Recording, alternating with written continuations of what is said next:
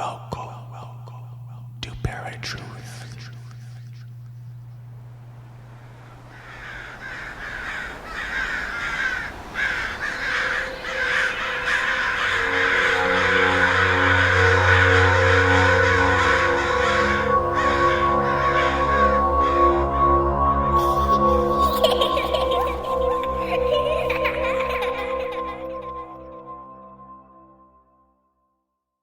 How's it going, ParaTruthers? Welcome to a brand new episode of ParaTruth Reborn. This is a pre-recorded show on 107.7 FM New Orleans, 105.3 FM on the West Coast, and United Public Radio Network. My name is Justin, and Eric is gone this week, but he will be back very soon. But today I'm going to be bringing on Jayce to kind of co-host with me to talk about crystal healing for daily life. Daily stress. Jayce is the founder and creator behind Irann Faerie Magic Tools. She specializes in creating custom Oregon energy devices using crystal frequencies and crochet puppet magic to create tools for people to use in ritual practice and everyday life. And I'm going to bring Jayce right into the conversation right now. Jayce, welcome to ParaTruth Reborn. How's it going? Good. Thank you for having me. Yeah, so this is something that I've always been fascinated with is crystals. I've got crystals all over my office here. And something that I think in today's day and age that people really need help with is daily stress and anything that can help with that. So I thought, it would be a good way to get the word out there. And our friend JJ Rose connected us because she's like, well, I don't know much about crystals, but I know somebody who does. So now, crystals have been used in jewelry and also have been used in magic and ritual practice work and stuff like that. How did you get started with using crystals? A really bad breakup. Okay. I've always kind of been attracted to crystals. I've collected rocks ever since I can remember. I've been finding rocks and going, "Oh, look, Mom." But in my early 20s, I found myself in a really awful relationship, and at the end of that awful relationship, and I needed something to help me hold that space and process through the emotional roller coaster of what I was going through. And when I started researching the metaphysical properties of crystals, that really filled the gap for me. And I became quite possibly obsessive. And spent far too much money. But it really helped me process through a lot of emotional baggage and a lot of just evolutionary things that I was going through in my life at that time. And they're pretty and I love them. And I have said this on a few different podcasts that I've been on. I can hear them, especially when I go rock hounding. They're very loud. Okay. And I don't know if that's just me being in tune with those frequencies or that's just my special thing is that rocks talk to me, but sometimes they're just very, very loud. So that's kind of guided me on my journey with them over the last number of years. And I would say that the biggest takeaway that I have learned about them is a lot of people go, "Oh, I need this crystal for my healing," and "Oh, I need this because it's going to make everything better." There's no such thing as a fix-it pill.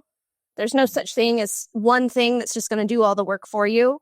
But what crystals will do is they will hold the frequency that you're trying to bring into your life, or they will help you hold frequencies as you process through negative emotions or grief or anything that you're going through. They're going to hold that for you so that you're not overwhelmed by it. So they're very helpful in that way. I like that you keep bringing up frequency and vibration, because it's something that, like, the norm person would not think to look at a crystal and be like, it's something other than just a pretty rock. Yeah. Now, I kind of resonate with what you're saying, that you hear them. I can actually, when I touch them, I feel the vibration off of them, and I can tell what it is I need at that time just by touching them. We actually went to my wife and I went to a crystal and rock shop here in Bismarck, North Dakota, and I didn't even know what I was looking for. I was just looking for something to help her balance out her energy, and so I just felt, and then I finally found I think it was a tiger's eye, and that is what really resonated at the time for her, just because it was, a duality thing. It was a calming crystal for that type of part of her life.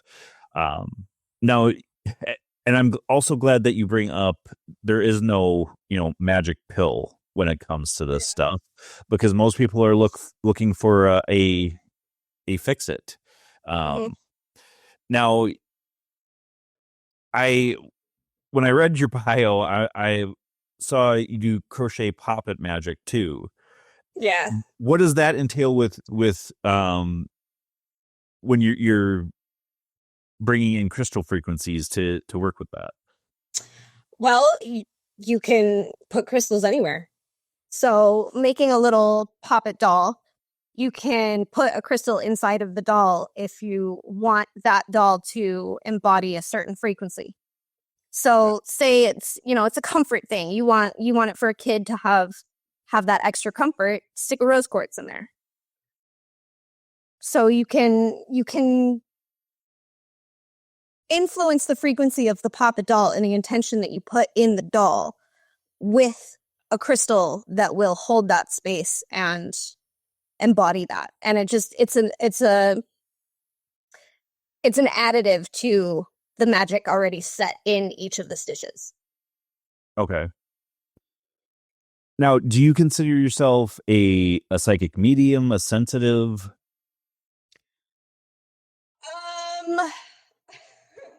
My husband would call me a witch. A handful of people would probably say that I'm psychic. I don't really resonate with any of the modern labels. I call myself a practitioner. Okay. Because it's all in the practice of doing the thing. And like you said, with the way that you go about choosing a crystal, it's intuitive. It's whatever is talking to you or feels right or feels calming or whatever it is that you're looking for, and following that feeling or following that pull. I do rock hounding as often as possible. And I often tell people, they'll go, oh, well, how did you even find this? It was in the most obscure place. Like, we weren't even anywhere near there. I literally feel a pull and I just follow that pull. And it leads me to finding a cool rock or finding an abalone shell or whatever the case may be. And I use that same thing in my daily life and my daily practice of following the pull of, oh, give this stranger a compliment on their shirt. And maybe they'll turn their day around, or whatever the case may be.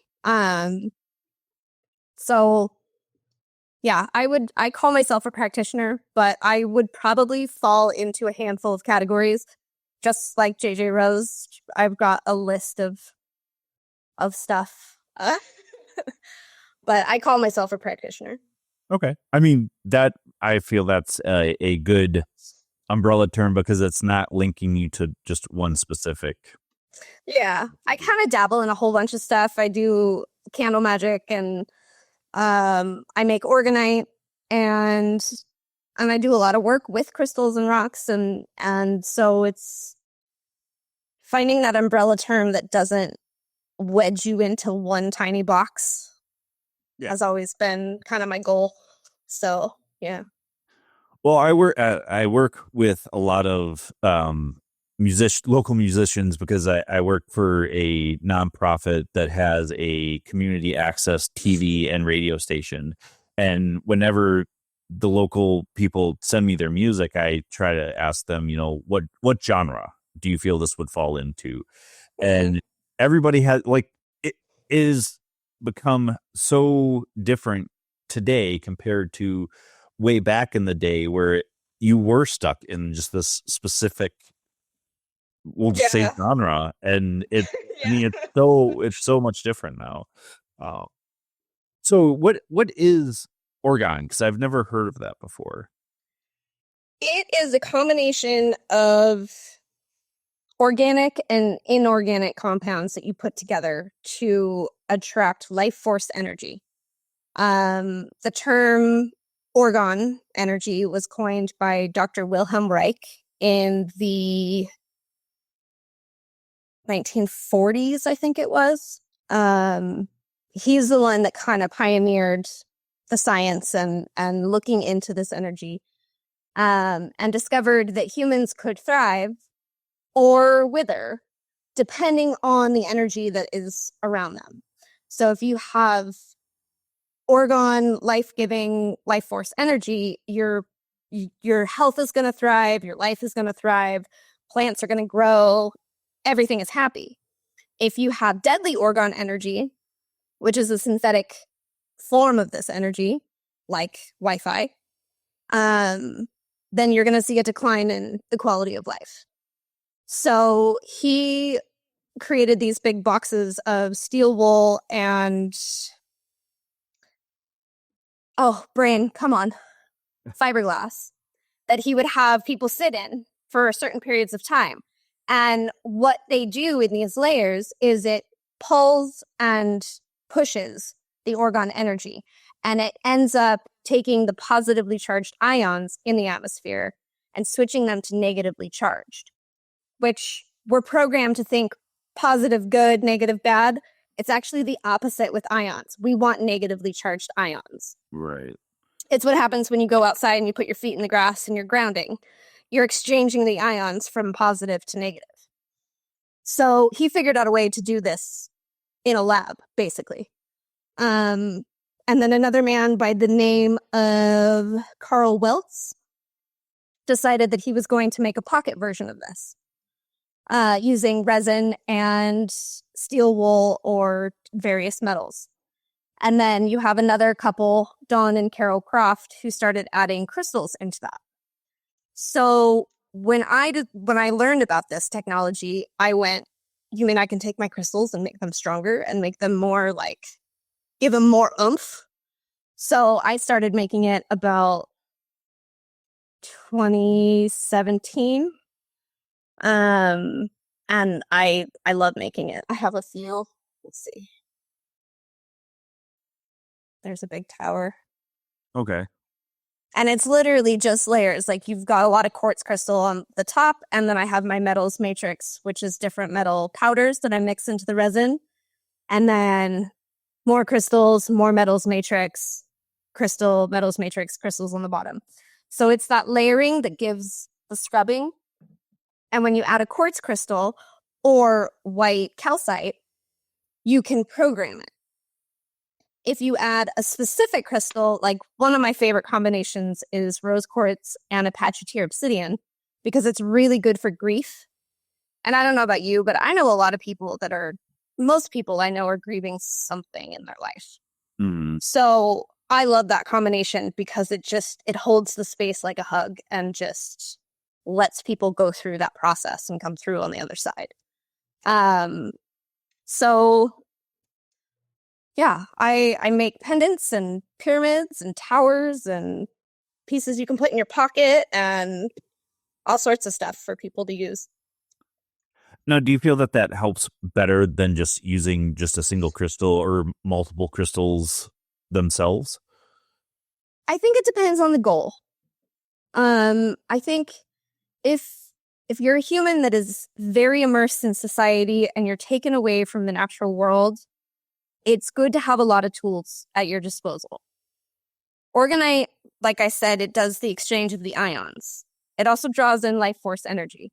So you have whatever crystal that you need to hold for the certain frequency that you're looking for, plus you have grounding. You don't need to take your shoes off. I still recommend you do, but you don't have to take your shoes off and go walk through the grass if you can't. You know, if it's snowing outside and you're not going to go out barefoot, at least you have something that you can sit with and meditate with that will effectively do the same thing. So, I mean, it all varies on the situation. I wear Organite every day. I have one that has sulfur in it. I don't know if you can see it. It's very yellow. Okay. And I won't interact with other humans without this on, because it creates a barrier for me because I pick up so much of people. It gives me enough of a barrier that I can see and interact clearly without getting overwhelmed by whatever it is going on in their lives. But on top of that, I also keep rocks in my pockets. So, you know, it kind of depends on the person. It depends on what you feel you need. I love that these tools are available. And I think it's important for people to know that they are available and you don't have to be overwhelmed by the energies around you. No, so sulfur is kind of like a shield or barrier. Sulfur is one of my favorite. When it comes to protective stones, I love sulfur for it. Okay. I kind of see sulfur like the sun. You're not going to get too close. You're attracted enough to get warm, but you're not going to get too close to it because then you're going to burn. So it's friendly and it's warm and it's a happy stone, but it's also has strong boundaries and keeps a nice distance. Okay. If that makes any sense. I don't know. Yeah. Yeah. So for people that are going through life, and I'm sure it probably depends on the type of stress, Mhm. but what are some of the stones that people can use to help alleviate the different stresses of their lives? Well, do you know very much about color theory or the chakras? Yes. So apply that to the stones. If you're feeling like you can't catch your voice and nobody's listening to you and you just can't, like everybody's ignoring you and talking over and you just can't say your piece, a solid blue stone is going to be really good for you. Something like lapis lazuli or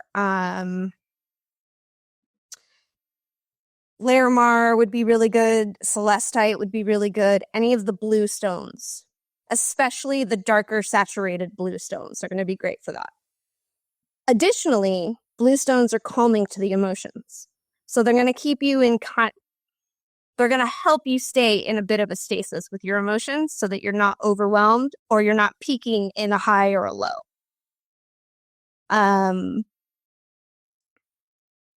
Green stones and pink stones are great for love, whether it's self-love or acceptance of other people, having compassion. Rose quartz is always a really good go-to. I personally love pink kunzite. It's one of my favorites.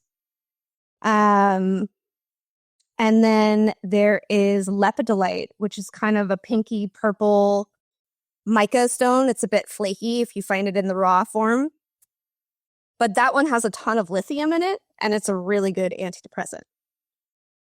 So, yeah. So if you kind of follow along with color theory or with the chakras, that is a really easy way to go, okay, I'm not feeling safe. What do I need? A red stone is going to be really good for that. Carnelian or red jasper or mahogany obsidian even. That's going to give you a solid foundation. If you want to see a situation clearer, a purple stone like amethyst would be great for that. Tapping into the third eye. So that's my go-to whenever somebody that's kind of beginning with stones asks me. Learn your chakras, learn a little bit about color therapy, and that's the easiest way without getting totally immersed in the metaphysical, like, doctrine of what each stone is going to do. because all of those details, a lot of that is personal interpretation. Not to say it's false, but a lot of it is personal interpretation of people who work with the stones and what they've gotten from them. And that's not necessarily going to line up with you either. Now, this was something I was taught, first getting into the paranormal, doing paranormal investigations and stuff, is using just clear quartz crystal. That's more for protection, though, right? Yes and no. Okay. Think of clear quartz as a microchip, because it is in our microchips. It's in our watches. It's in our electronic devices, right? You can take a clear quartz and you can program it to do anything that you want. So if you have a stone that is saturated in color, it's going to be tuned towards a certain frequency. Clear quartz is a fantastic stone. Don't get me wrong. I love clear quartz. And white or clear calcite will do the same thing. I don't know if you can see this. Mm-hmm. My table is like full of rocks right now. Any of the clear white stones are going to be programmable. Clear quartz is probably on the more abundant side on the planet, so you can get some cheap ones. They're inexpensive. You don't have to go for the fancy ones. And you can get small little pocket-sized ones that are easy to throw in a pocket or a purse or a wallet even. But clear quartz, I wouldn't say it's easy to pin down one specific use for it, because it holds a spectrum of rainbow in it. It's going to give you the full spectrum of everything. Okay. Now, I'm sure there's going to be a lot of people that are skeptical of this conversation. Sure. What can people do, or how can you explain it to those that are skeptical to help them realize that crystals can help? Study the light spectrum. If you know anything about the light spectrum, you know that the light spectrum is basically frequency, and it's what our eyes perceive the frequency to be that translates it into the color. Stones are the same way. They're going to hold those frequencies of the different colors in the light spectrum. So you can kind of measure that or get a basis by what the color is. And then if you go into the light spectrum, you're talking about light waves. So are they long waves? Are they short waves? Are they fast waves, slow waves? Whatever the case may be, there's your physical, scientific backing. And again, we also use quartz in all of our electronic devices.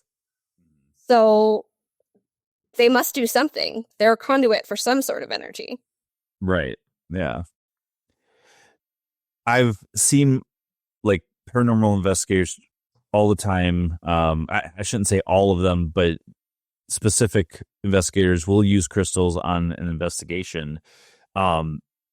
Is that a good practice to use, or does it not really matter if you're using crystals or not?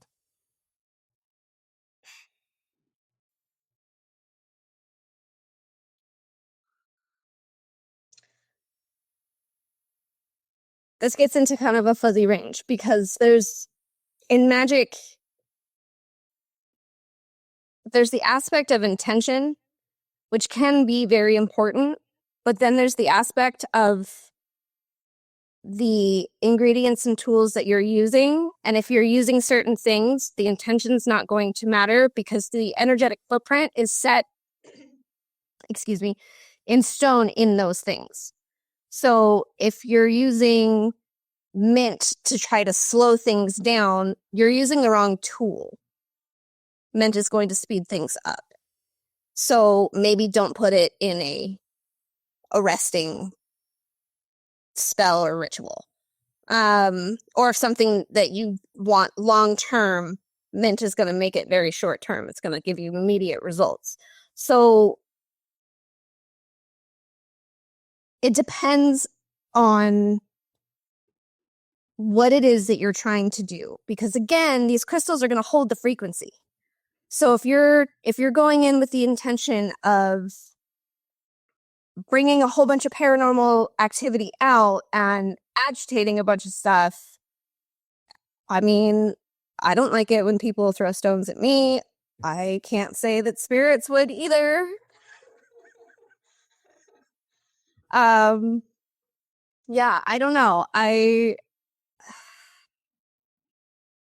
That's where it gets a little shady on what the intention is. Is the intention to create a bubble and protect yourself? Are you trying to trap something in the stone? Are you just trying to stir things up and agitate the energies? Like, what's the goal behind it? I don't know that there's really any situation where some sort of crystal wouldn't be appropriate. But again, any rock can be a banishing crystal if you throw it hard enough. Like, any object could be a banishing object if you throw it hard enough. So it kind of depends on the way that you're going about it. And there's some crystals that will flat out just not. They just won't help you. If you've crossed a line, or you're coming in with a bad intention, or you're trying to do something malicious, it's not going to work for you. It's not going to do anything. It'll be a paperweight. So understanding that these are going into the spiritual aspect of it, they do have a being-esque energy about them, and respecting that is very important to get the best possible results. You got to respect the rocks too. Like, they are a being. So yeah, I suppose it depends. If you're going to use them for an investigation, it really depends on what the goal is with them. Well, I usually see people surrounding whether it's like the spirit box portal or digital recorder, like they feel it empowers those electronics to have a better outcome. And I don't know if it's like, yeah, and I don't know, like, if there's like specific stones that they're using. I don't ever see that they put it in the like description of the YouTube video that I see, or TikTok video or something like that. Yeah. So that's I guess that's probably where I was thinking. I mean, if you put a quartz crystal next to an electronic device, it's going to have some sort of amplification. If you put black tourmaline next to an electronic device, it's going to have the opposite effect. Okay. It's going to black hole it. So, depending on the rock, sure, I could see that being of assistance. Okay. Have you ever seen somebody have an adverse effect from a crystal? Like, if, for example, like the description of the crystal says it should do this, and it actually does the exact opposite for that person? I say that a lot with moldavite, which is a tektite. I see a lot of people go, oh, I'm going to get moldavite and I'm going to have this like spiritual awakening and everything's going to go perfect in my life. But they don't realize that the fine print with working with moldavite is that it's going to wreck everything that is in the way of that first and clear the space. And your life is going to feel like it's going to hell, and you're going to feel really overwhelmed, and it's going to be really intense. And then things will get better once you get through all that. But depending on how much stuff you have built up in your life, it could be one heck of a ride and very, very uncomfortable. And I often see that with people with moldavite, is they'll get to a certain point and go, I can't deal with this. This is way too much for me. And they put it away, or they get rid of it because they just couldn't handle the process. But there are some stones that vibrate on a much higher frequency that are not great for starting out. They're really cool and they're really pretty, but some things do come with fine print, like moldavite. I have seen,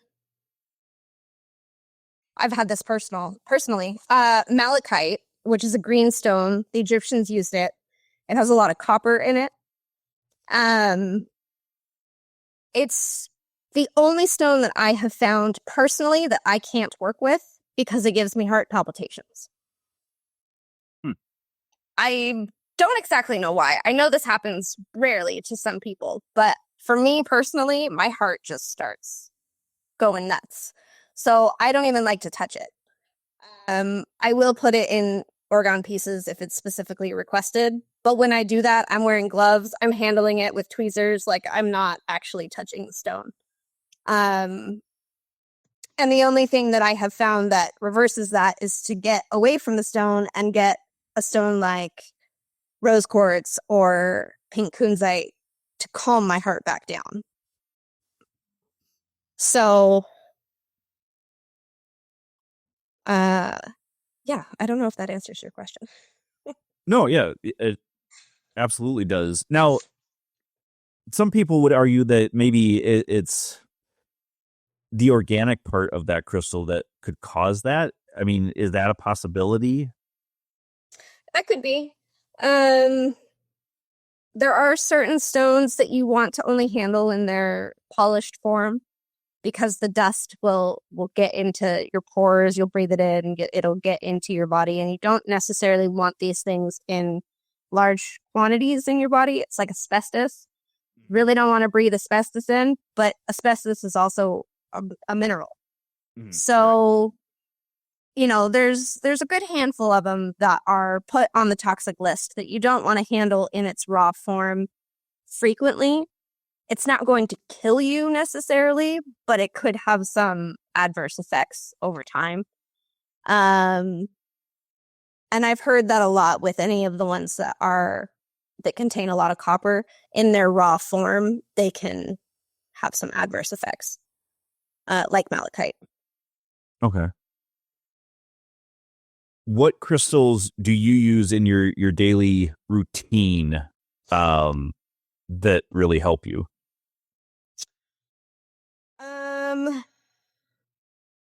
I work with calcite a lot. Calcite and jade are my two favorites, and my sulfur. Calcite comes in like every possible color. So depending on how I'm feeling, if I feel like I need some grounding or if I feel like I'm just kind of sluggish and I need to like boost energy levels or whatever the case may be, calcite is a great one because you've got yellow, pink, green, blue, clear, like brown, red, the list goes on. It comes in every color.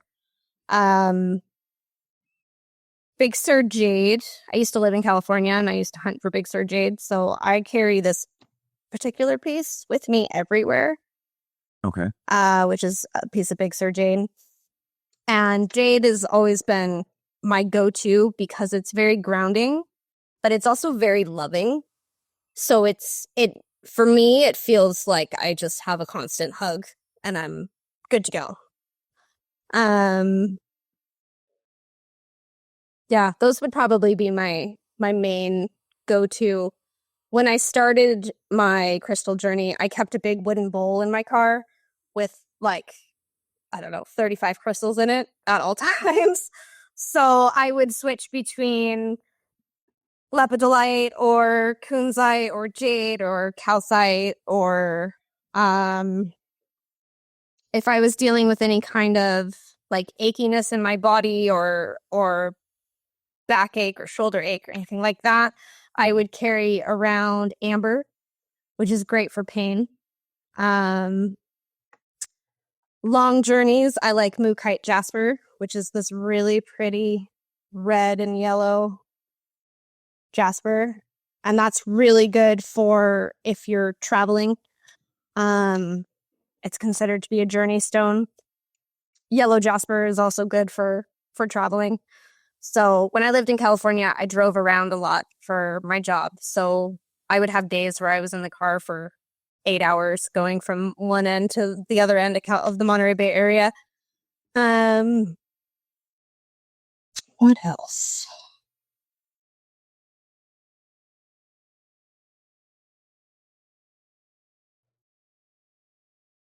Yeah, I'd say those at this point in my life, those are probably the main ones. Any of the black stones are really good for grounding and protection. If you're struggling with feeling safe, a black stone is great for that. And that includes black tourmaline, shungite, smoky quartz, numite, obsidian. I would say be cautious if the goal is protection and not going into your emotions, because obsidian will pull all of the emotions out, and then you'll be on that journey, and that can be really fun and very fruitful, but sometimes people aren't ready for that. So obsidian is, in my opinion, more for the emotional, dealing with emotions. It's not so much for protection necessarily. Okay. I know people use it for like arrowheads and knives and scrying mirrors and stuff, but my experience with it is that it'll pull out all the inner demons, and you'll be dealing with all of that stuff far faster than you would be with anything else. Which again is a beautiful thing, but if you're not ready for it, black tourmaline is a really good one, or smoky quartz. Okay. Now, I keep my crystals up on my shelf, but should people be wearing them, keeping them around the house, using them just for meditating, or kind of a combination? Whatever you think. I strongly recommend talking to them and building relationship with them. And that also builds on your own intuition of, if you walk up to your shelf and you go, okay, crystals, which one's coming to work with me today? Which one of you want to go on a journey? And you just feel pulled to one, that one's going to work with you. Hopefully it's not the big, huge cluster that's really pretty and not easy to transport. Hopefully it's a pocket size one. But yeah, I have a handful of crystals that are shelf only, and I love them, and I say hi to them when I walk by and talk to them, and they hang out. And then I have a whole bunch that, depending on the situation of my day, will come with me to work or on an outing or hang out in the backyard with me and the kids.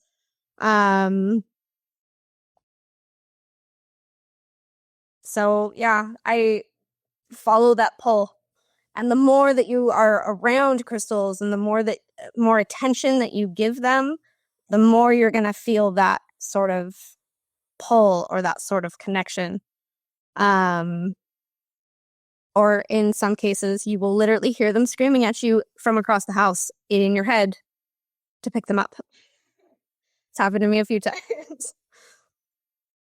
Now, I've got some that are polished or carved into different shapes, and something that has always called to me, especially when picking out stones, are those that are what we would call crystal skulls. And I'm not talking about the ones that they found years and years ago in South America, and Indiana Jones made a movie about it, and whatever. Does that type of thing have a significance when you're trying to choose a stone to use? The shape of it? Yeah. Yes. With specific carvings, you are adding the energetic footprint of that carving. So if you have a crystal that is in the form of an animal, say it's a totem animal or an animal that you just love, it will have the added energetic footprint of the qualities of that animal. In the case of crystal skulls, that can go a few different ways. That can be wisdom from ancestry, or that can be more tied to underworld, death, Hades realm. I mean, there's a few different ways that could go. Part of that is going to depend on what the crystal is itself. But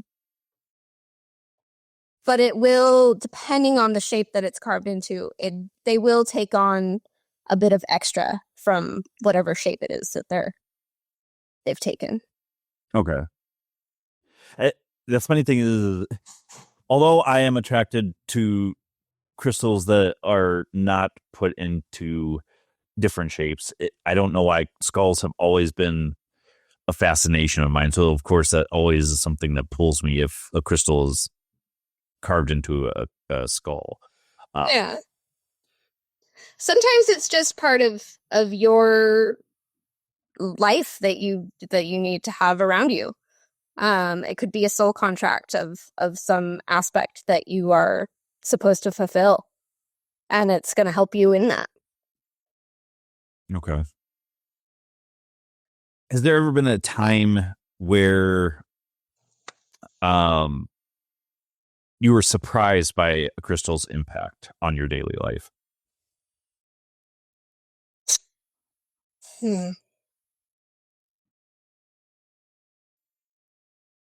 No, not really.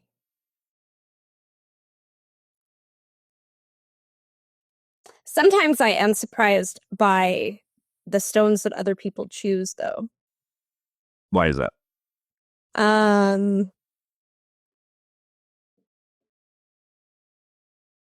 Well, I guess sometimes we just don't know people as well as we think we do, and sometimes it's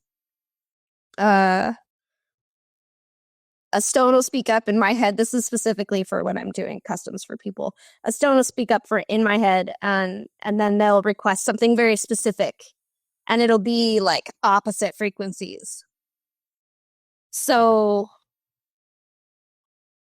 it's always an interesting thing to see, okay, well, what is a person actually attracted to versus what are the rocks saying that they need to support in their life, or what they're seeing for this person. And sometimes they match and sometimes they don't. And sometimes they match in ways that are like really out of left field and bizarre that you wouldn't think of normally as a pairing, but then they go together and it works out perfectly. But for me personally, I usually when I pick up a crystal, and I often do what you do is I'll go into a rock shop and I'll just kind of browse around, and when one of them calls to me, I'll go, okay, that's the one, and then I go home and I look it up and go, yeah, okay, that makes sense. That's usually how it goes. No, a lot of people would just look at rocks and just feel they're beautiful. So it can have kind of a psychological component to it too. They may not feel the energy or vibrations off of them. Do you think it's kind of a combination of spiritual, energetic, and psychological? Is it just one of those things, like in a certain part of your life when you come across a certain crystal that resonates with you? I think it's a combination. I don't think that there's anything in life that you can really separate from the rest. I think there's always some sort of thread that ties it all together. There's always some sort of connection between different aspects of life. And crystals are no different from that. And it's always interesting to me when people say things like, oh, I hate this color. I don't like this color. I want to stay away from that color. But I want this thing to come into my life. And then I go, well, okay, so you need that color that you really don't want, because those two things are the same. They're tied together. Like that color is going to bring that frequency into your life, and then you're going to get that. Like, so let's figure out what the resistance is to that color. What are you tying to that color that is so negative for you that you don't want, so that we can figure out how to get this thing in and get this frequency into your life. So yeah, I think psychology and life experience and every interaction with any given human is going to play a part. Okay. Now, something that you just said kind of brought a memory back for me. We went to a homeopathic doctor because my wife has had some health issues where normal doctors are not coming up with an answer. And the doctor was prescribing or she was giving my wife different herbs to hold, and if she wasn't able to hold it up very long, the doctor would tell her that then you need this particular there's a deficiency mineral. Yeah. So that, talking about the color just randomly sparked that in my mind, because it's very much the same path of thought. Yeah. There's a couple different ways of doing what you're describing. There's a trick of yes no kind of divination that you can do, where you hold your pointer finger and your thumb together and you ask a question, and if you can separate, then it's a yes. If it's not going anywhere and you literally cannot pull your fingers apart, then it's a no. So you can do that with crystals as well. You can really do that with anything in life, but I've seen it done with crystals, and I've seen it done in the naturopathic world with different tinctures and different herbs and things. It's fascinating. That's a level of communicating with your body that you don't learn in everyday society. Like, that is deep connection with what your body is actually trying to communicate. Now, this will probably be hard because we've been talking about, different parts of people's lives and how people react to different crystals. But if there was one crystal that you could recommend people to have in their collection, what would it be and why? Oh. As I look at all my rocks.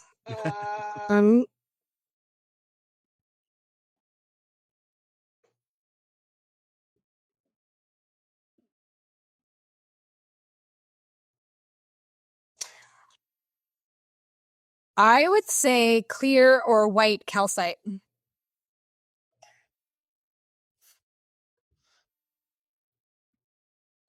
Could also be substituted with clear quartz. But the reason why is because it holds the rainbow within them. So any of those clear stones, even Herkimer diamonds, which is another kind of quartz, it just comes out of the earth in a very specific shape. Any of those clear stones, you're going to get the entire light spectrum and the rainbow in them. So you can tap into any frequency with those stones. Yeah, I would say that's a basic, like, must have. If you're gonna go down the path of crystals, getting a clear stone, whether it's quartz, Herkimer diamond, clear calcite, any of the clear stones that has the rainbow spectrum in it. Okay. Now, I can talk about my personal experience with crystals, but how has, using crystals in your life impacted you, or changed your life personally? I talk to more inanimate objects than I ever did before rocks. And when I get the funny look, because I'll be at work and I'll be talking to, a box of stuff and like telling it what I want it to do or telling it to stay. And then I always get the funny look from somebody walking by, and my go-to phrase is, they're not going to listen if you don't talk to them. So yeah, I would say that's probably the biggest change in my life, is that I talk to every inanimate object in my surrounding area consistently. But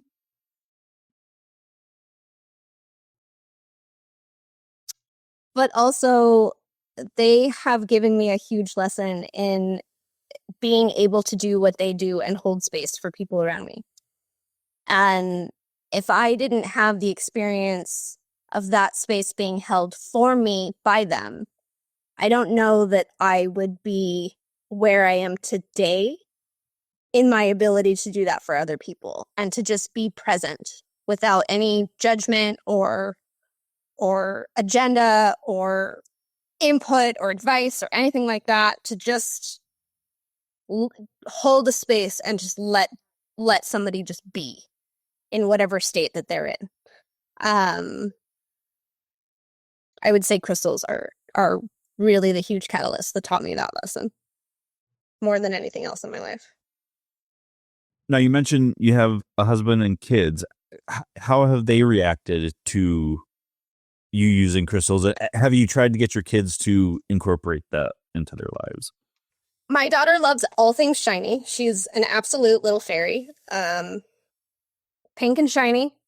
It's like, that's her favorite thing in the world. She tries to help me arrange my crystals, which they and I don't always like, but we let her do what she does. My oldest son, who's a teenager now, he's just kind of meh. He used to collect rocks and fossils when he was younger, and now he's more into video games. So, but there's still hope for him that he'll turn around. And then my middle son, he has this just innate intuition with them. He will hold them and he'll sit and he does the meditation pose, cross-legged, and he'll sit there and he'll do the Om sound, and like he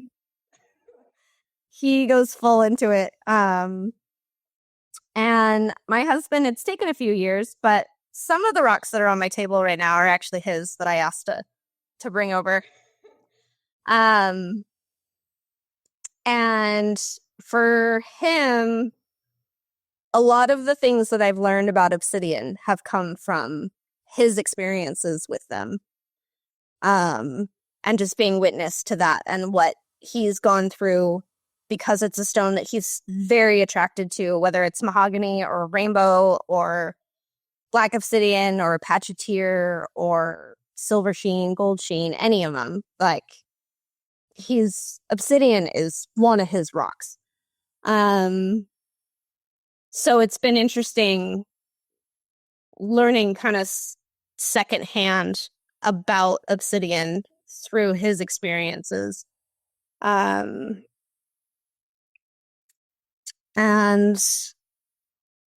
yeah, we have a lot of rocks in my house. I could take you on a tour, but it'd take a minute, because there's a lot.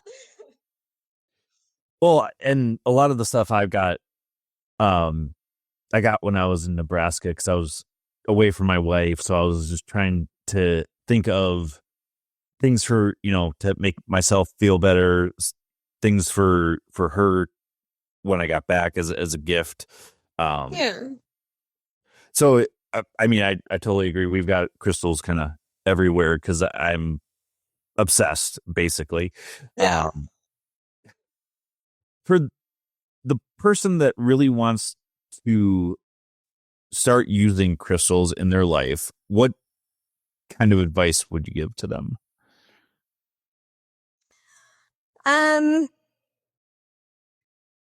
When you're going through the research of what they do and what they mean, don't discount the geology world.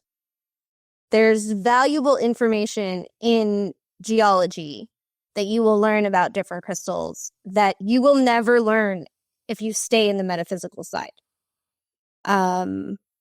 Like tiger's eye having asbestos in it. I never would have known that. I've worked with tiger's eye for years. This ball I've had since I was like 14. I learned this year that there's asbestos in it. That's what makes it like the shiny yellow. Okay. So I would say don't discount the science aspect and the geology aspect of it, because there are aspects and parts of these stones that the metaphysical realm just bypasses altogether. And be aware of trade names. There's a lot of trade names on rocks, and that's going to exponentially increase the cost. So finding out what the trade names are for different things, like Super 7 is one that was really popular a number of years ago, that for like a super healer stone, and it's got 7 different minerals and blah, blah, blah, blah, blah. Super 7 is a trade name. It comes from a specific mine. Like, finding out that background of where the stones are coming from is very helpful when you're working on a budget, or you hear of something that sounds really magical, but then you find out, actually, okay, I could get the exact same thing if I get these $2, 7 of these $2 stones. Like, it'll be the same thing, and I'm not spending $500 on this thing that's like the size of my hand. So yeah, don't discount the geology world, because it's very, very helpful in saving you some money and giving you a better idea of what the stones actually are. And don't be afraid to talk to them and experiment and check in with your own body and what are you feeling and what things are coming up for you, because once again, they hold vibrational space. So your experience with a stone is going to be different from another person's experience. They might be similar, but no two experiences are the same journey. So don't be afraid to experiment. Okay.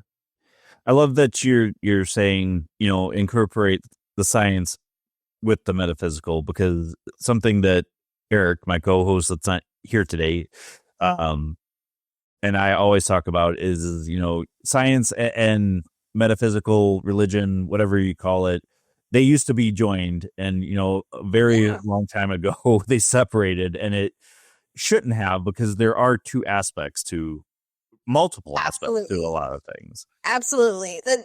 All we wanted to do was figure out how to explain God, right? So how do you explain the divine? Well, you dissect it, and you look at the natural world around you, and you tear it all to pieces and figure out what it's made from. That's what science does. Is it just takes things apart and goes, okay, how does this work? Right. And that same thing can be applied to crystals. If you know I'm not saying go into chemistry. You don't have to go super deep. Like, if you want to be an alchemist, go for it, but you don't have to go that far. But having a basic understanding of, some things shouldn't be handled when they're in their raw form. Cinnabar, for example, don't handle that in its raw form. If it's a polished thing, it's not going to kill you. Maybe don't lick it. Just a recommendation. But, it's the ornate box is not going to kill you if it's sitting on the shelf. Like, you don't have to be afraid of these things, but be smart. And maybe don't lick any rocks unless they tell you that it's okay, because it's probably not good for your teeth. It's a hygienic thing, yeah. I mean, it's like chewing ice. It's probably not good for your teeth. Right. Yeah. All right. Well, we are getting close to the end of the show. So if somebody wanted to reach out to you and get your advice, where can people find you? The mic's all yours. The best place to find me is Instagram. I do have a link tree that has a list of my business and personal Instagrams, as well as other podcasts that I've been on. Yeah, Instagram is probably the best, and it is Jayce _ Irann.Faerie, I think. It's been a while since I've looked at it. It's also been a while since I've been on a podcast. So yeah, I will make sure that you have that link though, for your show notes. And, As you had sent it, so I'll have it. Yeah, in the show notes for sure, in the description. Yeah, the link tree, it has all my stuff. So anywhere in there, you can contact me directly through it too. I think it goes to my email. So. Okay. All right. Well, I'm going to put you in limbo so I can close out. So bear with me, and I'll have you back in just a minute. Okay. All right, folks. Make sure you check out Jayce and all the different stuff that she does. What an amazing conversation, because, you know, I can say that I know things about stones or crystals, but truthfully, I can only go by the research that people are giving me. So make sure you check out all the great things going on with ParaTruth Reborn. Make sure you like, share, subscribe wherever you listen or watch. Again, this has been a pre-recorded show on 107.7 FM New Orleans, 105.3 FM on the West Coast, and United Public Radio Network. Until next week, where you'll find us same time, same channel. My name is Justin. Talk to you guys later.